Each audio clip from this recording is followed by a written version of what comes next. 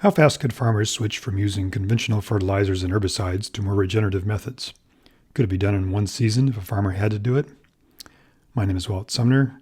This is the first of two reports on a study where we tried to replace chemical fertilizers and herbicides with cover crops using deliberately designed seed pellets.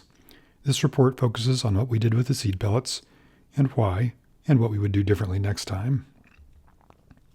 It's no secret that large-scale modern agriculture depends on heavy machines, diesel fuel, artificial fertilizers, and herbicides to bring us plentiful, cheap food, although a lot of us have concerns about the quality of that food. Farms depend on long supply chains to bring inputs and to deliver produce. A glitch in one of the supply chains can raise costs a lot or even stop production. Problems with a marketing supply chain will significantly reduce farm income.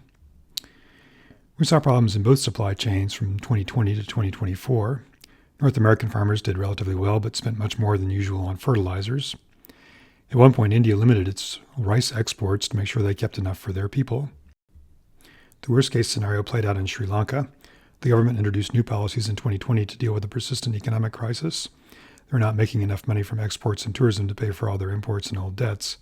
So their 10-year plan was to stop importing fertilizer and switch to locally produced organic fertilizer, and so grow organic food for the people.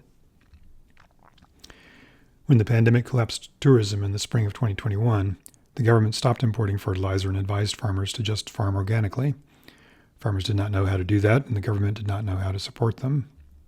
7 months later, they had a full-fledged food crisis.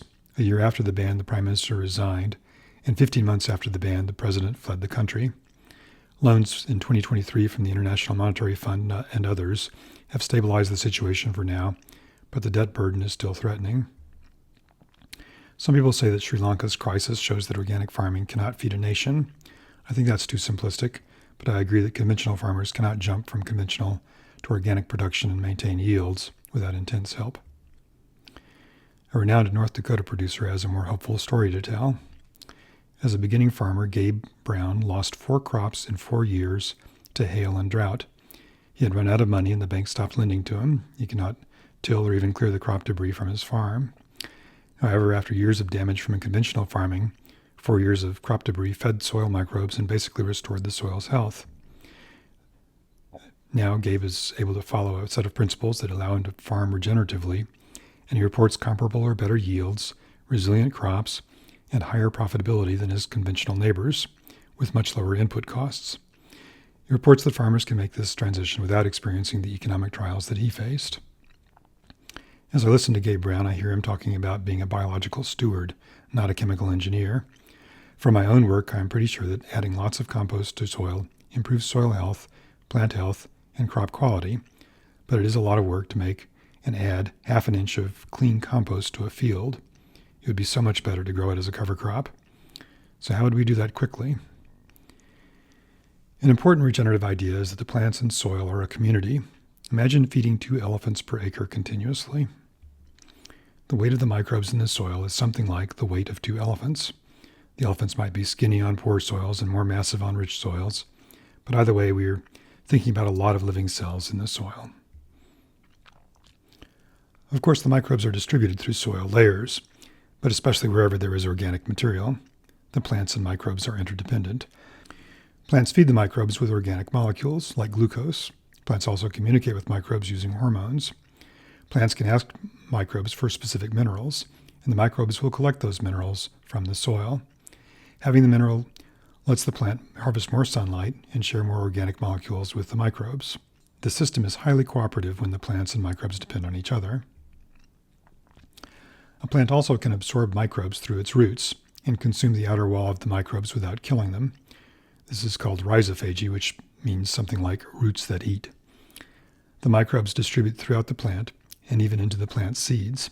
The plant eventually ejects microbes through its roots, creating root hairs. Ejected microbes rebuild cell walls and can get reabsorbed, making this whole process a rhizophagy cycle. The bacteria involved in a rhizophagy cycle are called endophytes, meaning something like microbes that live inside the plant. So here's a quick summary of some regenerative agriculture ideas. First, soil should always be covered by living plants to feed microbes and protect the soil from wind, rain, and sun. Second, soil organic matter consists of root exudates and microbes in addition to decaying organic matter. Third, there should be a diverse mix of plants, ideally from at least 7 different botanical families. Grasses like wheat or corn are one family, legumes are another, brassicas are another, and you'd like to have 4 families represented. Each family supports slightly different microbes. With enough plant families, the soil microbe community may reach what is called a quorum, meaning that there are enough of them to change behavior. Quorum-sensing microbes can specialize, doing a few selected tasks efficiently while relying on other microbes to perform other tasks. The diverse microbe and plant community should be resilient and productive. On a conventional farm, soil organic matter probably oxidized rapidly after tilling, and the barren soil is not feeding microbes with exudates. The elephants in the tilled soil are starving. Farmers often buy seeds from far, far away. The seeds may not be adapted to local growing conditions or contain microbes that will thrive locally. Monocrops will not support a microbial quorum. Water-soluble artificial fertilizers allow plants to grow without communicating with microbes, so the plants do not need to feed them. In addition, freshly applied herbicides, old herbicide residues, and even fertilizers can be toxic to the microbes. We tried to address these problems in fast regen. We started by collecting seeds from locally raised cover crops. The second-generation seeds are sure to have come from parents that can live in the local environment and also will be epigenetically adapted to local growing conditions. Furthermore, these seeds will contain microbes that the plant collected from the local soil. If any of these features are helpful, then the seeds have to be raised and collected locally to get that benefit. Seeds from the Northwest will not be adapted quite as well to your Midwestern farm as seeds you raise on your farm. We tried making seed pellets that bundle several features together. The seed pellet starts with a locally raised seed.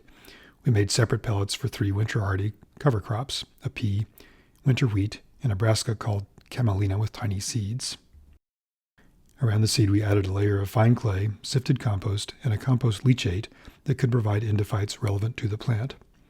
That feature might be less important for a locally grown seed that already contains the endophytes it needs, but we did it anyway. We also added an outer layer of clay and an anti-herbicidal leachate. In a separate compost tumbler, we exposed the decaying compost to repeated doses of 4 herbicides, increasing the dose each week. The compost is expected to learn to digest the herbicides, which is to say that microbes that can digest the herbicide rather than be poisoned by it will have an advantage and populate the compost.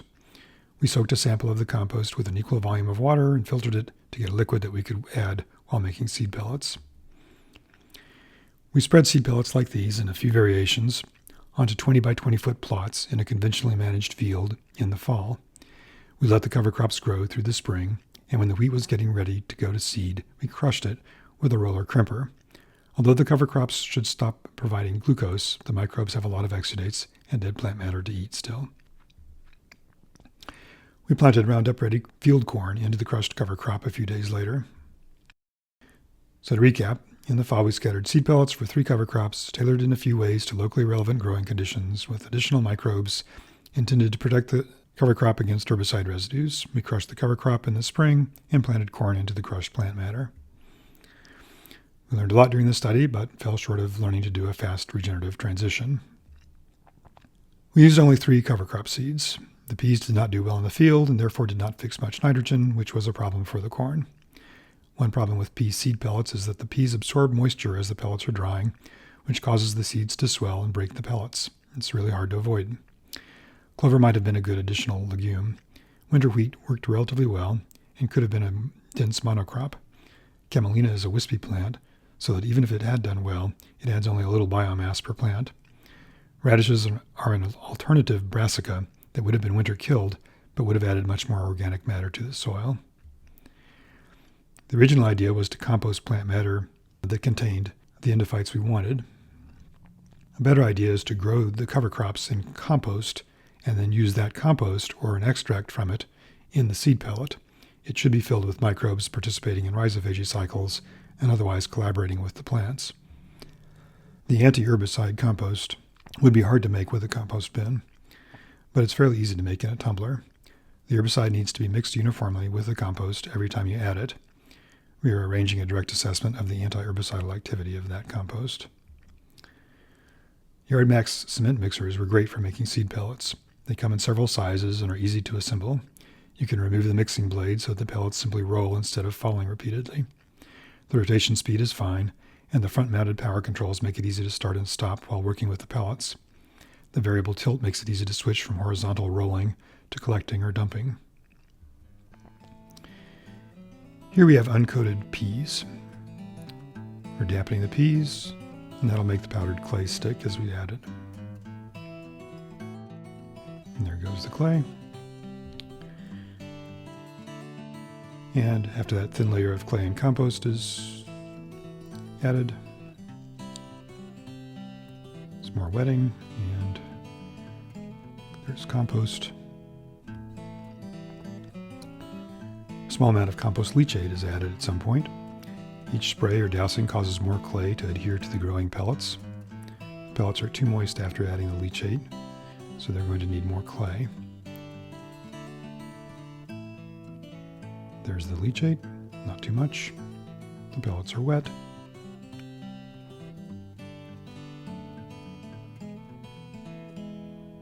And here comes some compost. And a little more.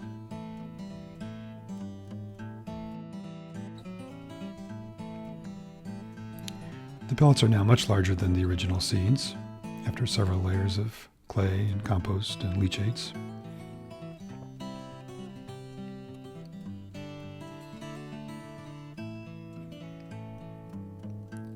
They're still a little moist.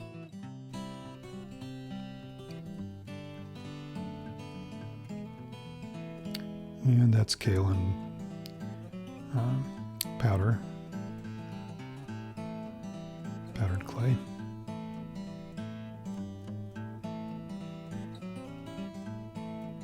Now the pellets are drier, and they're about ready to go. So how do you bind all these ingredients in the pellet? So the perfect binder would be really inexpensive, organic and biodegradable, pest deterrent, and easy to work with. But these seed pellets turn out not to be nearly as firm and dense as a commercially purchased seed ball. A farmer covering a field with seed balls faces numerous constraints on the binder. It can't be too expensive or slow plant germination or attract pests or contaminate the field.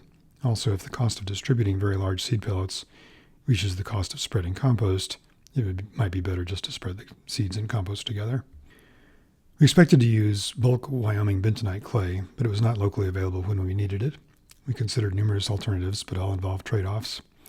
We did not want to apply polyvinyl acetate to the fields, and we only heard about the lignosulfate option fairly recently. We did experiment with all the other binders. So calcium bentonite clay is available as a granular cat litter, sometimes as a powdery bulk pond treatment, and as a facial treatment. Sodium bentonite was locally available, but it did not work well for seed balls. What was probably a red kaolin clay, marketed in small packages as seed balm clay, was far too expensive to use at scale, although the cost should fall with bulk purchases. The bulk white kaolin clay powder, marketed as a pest repellent and sunscreen for plants, was reasonably priced, but it made some fragile pellets. The pH of the clays was variable, with sodium bentonite and cosmetic calcium bentonite being too alkaline to work well without deliberate acidification. Cat litter had a nice pH, but it's too granular to make seed pellets without some additional processing step. Seed balm clay also had a reasonable pH. So this is our rough evaluation of the cost and effectiveness of these options.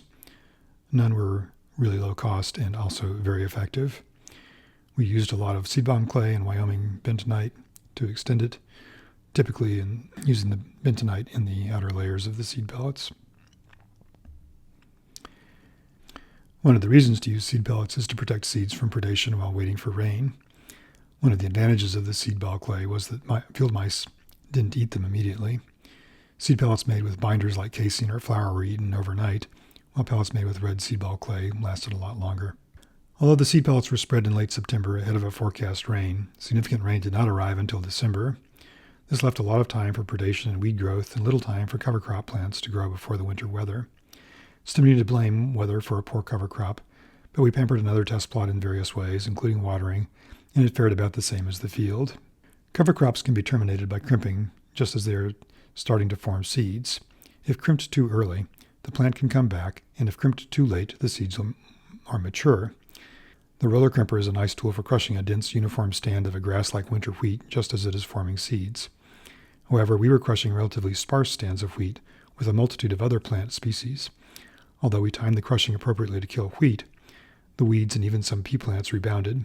Ideally, farmers want to make at most one pass to spread cover crop seeds and one pass to terminate cover crops. It's hard to imagine how to do that with a roller crimper and a mixture of plants that produce seeds at slightly different times. This is another argument for including a cover crop like radishes that could be winter killed and still add organic matter to the soil. In separate test plots, we found that we did not need to neutralize the pre-emergent herbicides, and the anti-herbicide compost could not protect cover crops from a full-strength atrazine application about 2 months earlier. Plants sprouted in the atrazine condition but died a little later. Ultimately, this fast regeneration trial failed to suppress weeds and could not have added nitrogen to the soil. This resulted in a complete failure of the corn crop on the fast regen plots. Pig manure and NPK applications supported by glyphosate spraying to suppress weeds gave typical yields. Small plots that replicated the field trial but with more watering, compost, and straw covering to pamper the cover crops all failed in the same way. Wheat plants had relatively few leaves, pea plants were sparse, camelina was wispy, and weeds were abundant. Corn plants struggled against the weed pressure and yielded nothing. However, in the same group of test plots, we have 2 plots that have been managed with compost or compost and trace minerals for a few years. The soil is rich in organic matter and grew large, healthy weeds in the spring. We crushed the weeds with the roller crimper a week before planting corn with a drill and spread ½ an inch of compost over the crushed weeds immediately before planting.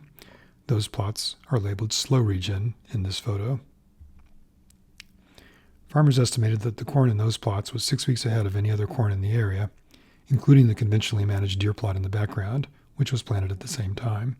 This spectacular stand of corn was completely devastated by raccoons and deer a few weeks after this photograph. Although equally open, no other cornfields ever had similar damage. We have seen this before, where deer will sleep but not eat in a conventional cornfield and then travel to a regenerative field for food. It is usually a sign of a high-quality crop in the regenerative field. So we found that our seed pellet strategy had major shortcomings in this context. We expected a denser stand of cover crops than we got, even when pampering herbicide-free plots with extra compost and watering. Other people report much better success with seed pellets in their contexts, and it is not clear to us why our strategies were so much less successful. Please comment if you see a way to improve. The incidental observation of such a striking difference between ongoing regenerative management and fast regen suggests that farmers could survive a fast transition to all organic inputs if they started to repair their soils now. Or you could check in with Gabe Brown. Thanks for watching.